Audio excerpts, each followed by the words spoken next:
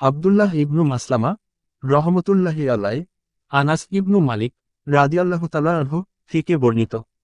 রাসূল সাল্লাল্লাহু আলাইহি ওয়াসাল্লাম বলেছেন, নেককার লোকের ভালো স্বপ্ন নবুয়তের ৪৬ ভাগের ১ ভাগ। আহমদ ইবনু ইউনুস রহমতুল্লাহি আলাইহি, আবু কাতাদা রাদিয়াল্লাহু তাআলা আনহু সূত্রে রাসূল সাল্লাল্লাহু আলাইহি ওয়াসাল্লাম থেকে বর্ণিত। তিনি বলেছেন, ভালো স্বপ্ন আল্লাহর পক্ষ থেকে হয়ে থাকে আর অশুভ স্বপ্ন শয়তানের পক্ষ থেকে হয়ে থাকে।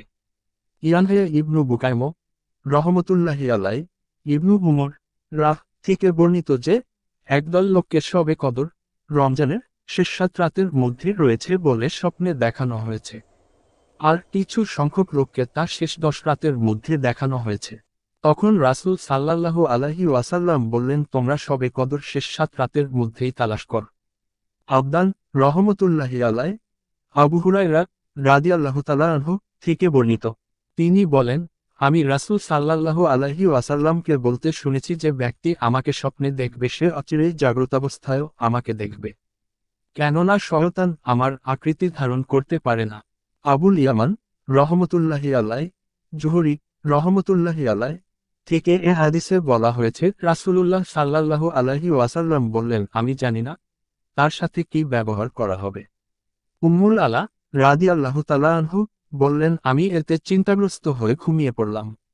তখন আমি স্বপ্নে উসমান ইবনু মাজুন রাদিয়াল্লাহু তাআলা আনহু এর জন্য প্রবাহমান ঝর্ণাধারা দেখতে পেলাম।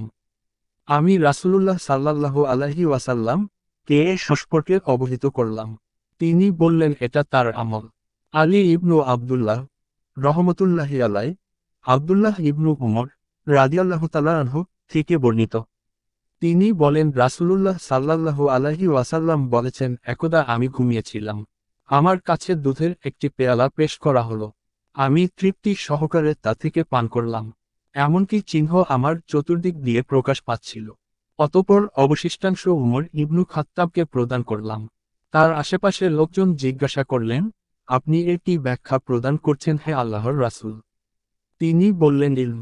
বুখারী শরীফ ১০